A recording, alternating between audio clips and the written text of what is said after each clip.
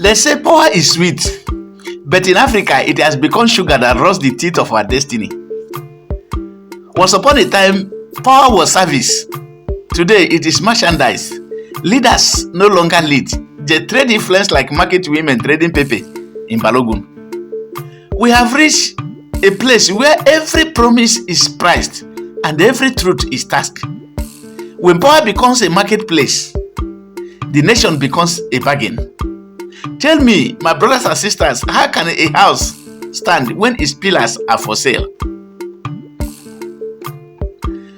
The eagle was born to soar, but when it starts selling its wing, even the wind will pity it. Stay with me, because today we are going to uncover how Africa's greatest treasure, which is leadership, was sold at the altar of greed, and how we can buy back our dignity before it is too late.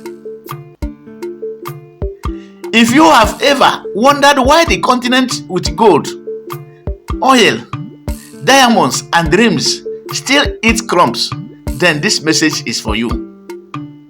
In this episode, we are not just talking politics. We are talking principles. We are not pointing fingers, we are holding up mirrors. By the end of this talk, you will understand why leadership in Africa became a trade, how power lost its purpose, and what you can personally do to restore true leadership in Africa. Whether in your community, organizations, or even your family. Because leadership is not about throne. It is about the tone you set. I promise you this, by the end, your view of leadership will never be the same again. You will see that the price of African leadership isn't just paid by presidents. It is paid by every citizen who chooses silence over conscience. Now, let me tell you a story about a man named Chief Maduka, a leader in a small West African town. When Maduka was elected, the people danced on dusty streets. They were happy, jubilating that somebody like Maduka was elected. Drums beat till midnight and children sang his name. But soon after, the palace gates closed. Visitors needed gate fees to see him. Promises became passwords, and loyalty was sold to the highest bidder. One day, an old woman came with tears in her eyes, begging for help to fix the village borehole. The chief smiled and said, "Mama, bring 5 votes first." That was the day power became a marketplace. Months passed, the borehole dried, and so did the people's hope. When the next election came, the people sold their vote again. Because hunger speaks louder than conscience. My people, when power is for sale, truth becomes poor. And this story is not just about Chief Maduka. It is the story of a continent where leadership became a business, not a burden of responsibility. Let's face it, power in Africa has become a means to eat, not a call to serve. Many enter politics the way traders enter markets, to buy influence and sell promises. Appointments are not earned, they are auctioned. Contracts are not won, they are shared. Leadership once sacred has been reduced to a market stall of greed. But here is the bitter truth. We allowed it. We celebrate thieves when they share their crumbs. We praise looters when they build churches. We reward lies when they wear agbada and speak good English.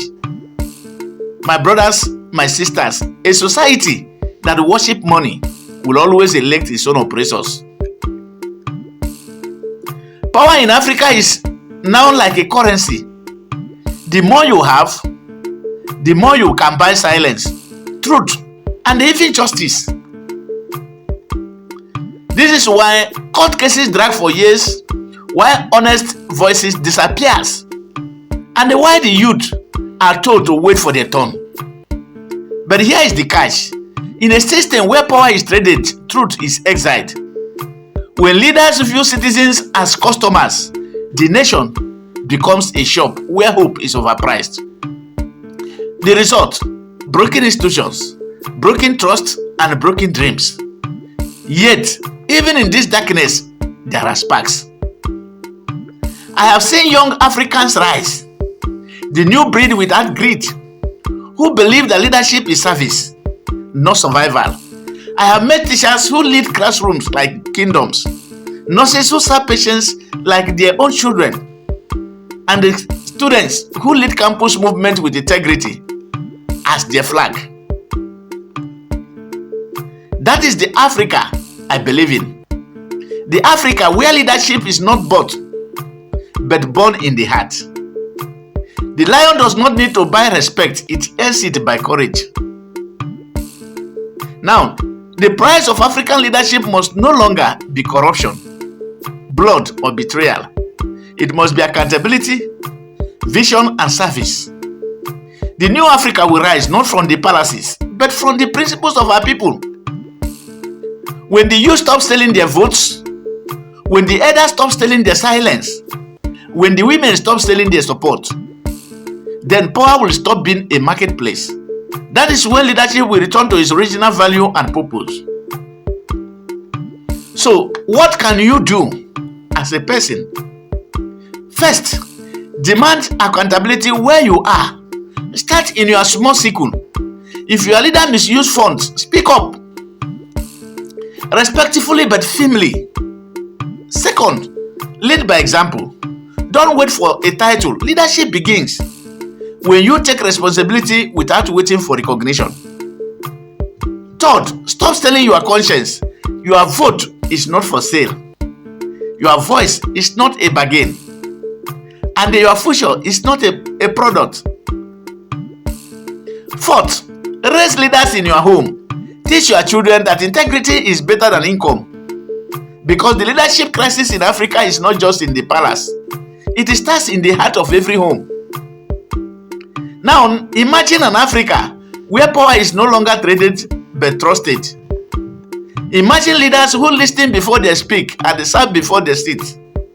Imagine a continent where a man's worth is not measured by what he owns but by what he builds. That Africa is possible, but it begins with you. Because true change never starts on the street, it starts in the soul. The moment you refuse to be bought, the marketplace of power collapses. So, if this message has touched you, don't keep it to yourself.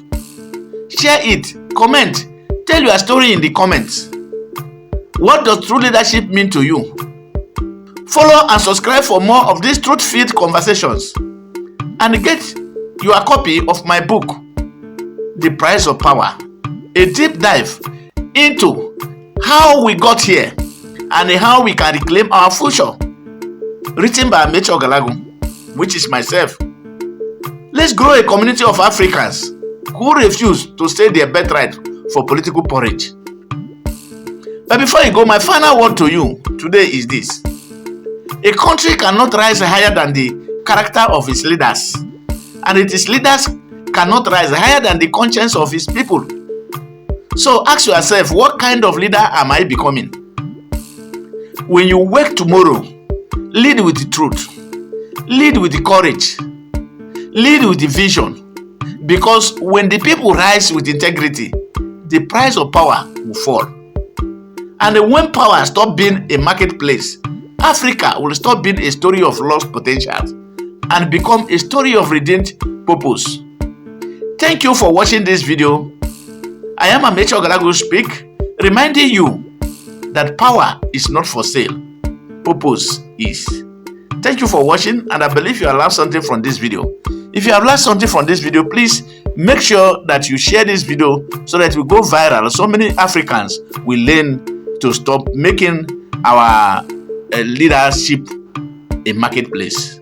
Thank you for watching, and and God bless you.